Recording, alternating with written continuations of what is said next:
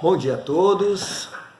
É com imensa alegria que hoje eu venho aqui para estudarmos juntos o Evangelho segundo o Espiritismo, capítulo 22, Não separar o que Deus juntou, o item indissolubilidade do casamento. Indissolubilidade é a qualidade daquilo que é indissolúvel, ou seja, que não se pode separar. Então vamos ler o trecho do Evangelho.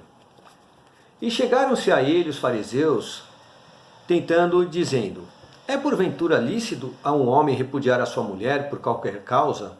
Jesus lhes respondeu: não tendes lido que quem criou o homem desde o princípio os fez macho e fêmea? Por isso deixará o homem pai e mãe e ajuntar-se-á com sua mulher, e serão dois numa só carne. Assim que já não são dois, mas uma só carne. Não separe, logo, o homem o que Deus ajuntou. E eles replicaram: pois por que mandou Moisés dar ao homem à sua mulher carta de desquite e repudiá-la?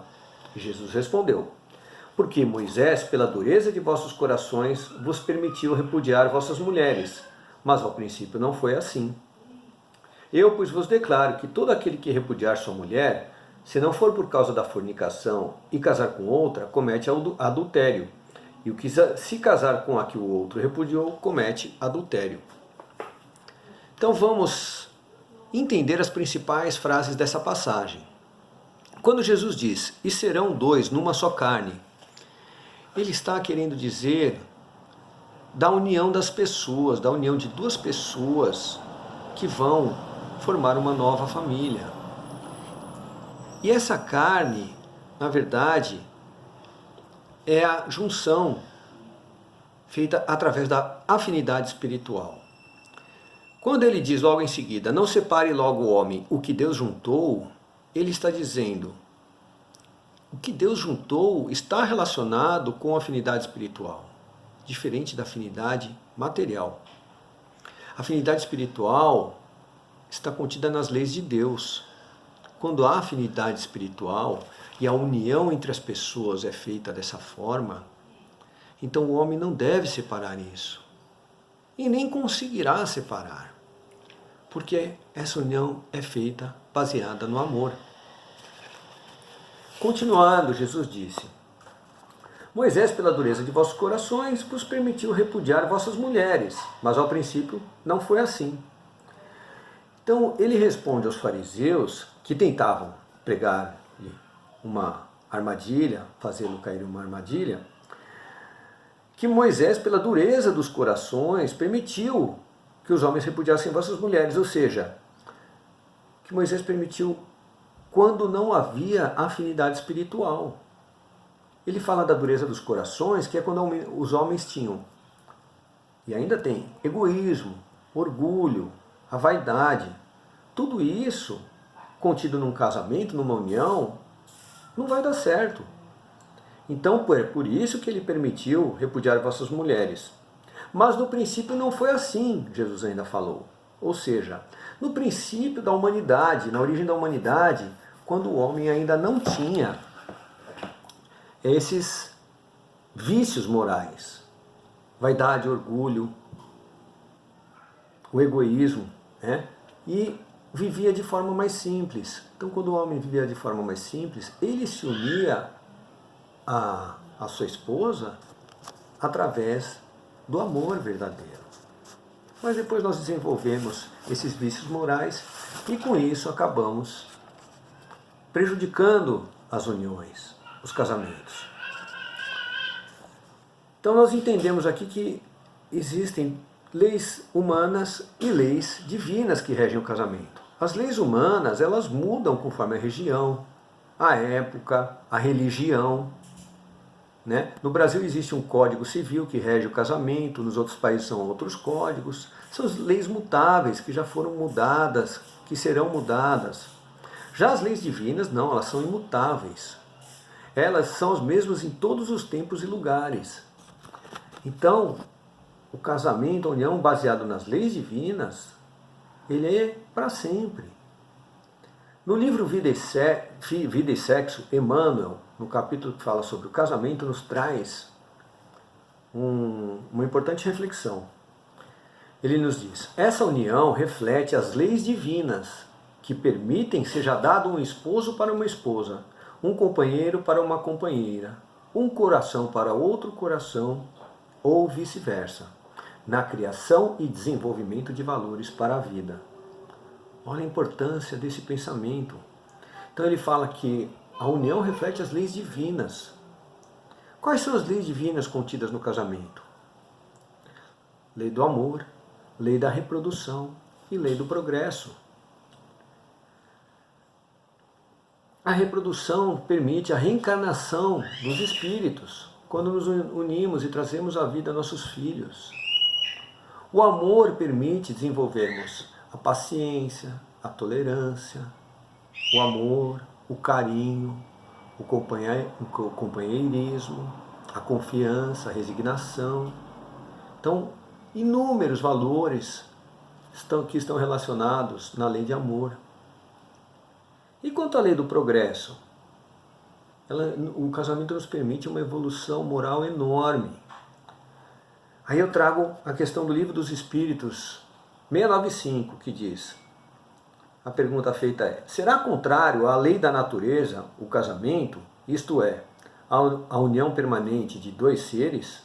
E a resposta no plano espiritual é um progresso na marcha da humanidade. Ou seja, os espíritos nos dizem que o casamento é um progresso na marcha da humanidade. Progresso por quê? Porque ele nos permite que juntos possamos nos livrar dos nossos vícios, que juntos possamos adquirir novos valores morais. E quando nós estamos juntos, unidos por uma afinidade espiritual, esse progresso se torna mais fácil. É mais um gosta de ver o outro feliz, um quer ver o outro feliz e um ajuda o outro a progredir moralmente. É para isso que existe o casamento, a união das famílias. O casamento ou a união, na verdade, é baseado num planejamento reencarnatório que foi feito muito antes de nós nascermos. Todos nós planejamos a nossa união, o nosso casamento. É por isso que precisamos nos esforçar para fazer ele dar certo, sempre. Porque muitas vezes esses casamentos são resgates de débitos de vidas passadas, que nós desconhecemos, agora que nós não lembramos. Ou então são missões em que nós planejamos juntos realizar essa missão bonita no nosso plano. É por isso que o casamento e a união é tão importante. Mas então por que acontecem separações, divórcios? Porque são uniões baseadas em interesses materiais, afinidades materiais, casamentos baseados na beleza, na riqueza, em posição social. São casamentos ou uniões que já estão fadadas ao fracasso, não tem como dar certo. E a doutrina espírita nos diz que o divórcio, então, é permitido quando a situação pode se agravar, apenas nesse caso. Quando os sentimentos se tornam tão negativos que podem se transformar em rancor, em ódio, em ciúme. E aí, esses sentimentos de uma pessoa para outra vão piorando ao invés de melhorar. Nesse caso, o divórcio é uma melhor saída para não agravar a situação, mas apenas nesse caso. Nós temos que colocar o amor sempre em primeiro lugar. Fazer de tudo para o nosso casamento dar certo. No livro Sol das Almas, André Luiz, no capítulo Casamento e Divórcio, ele nos traz uma definição muito importante de amar.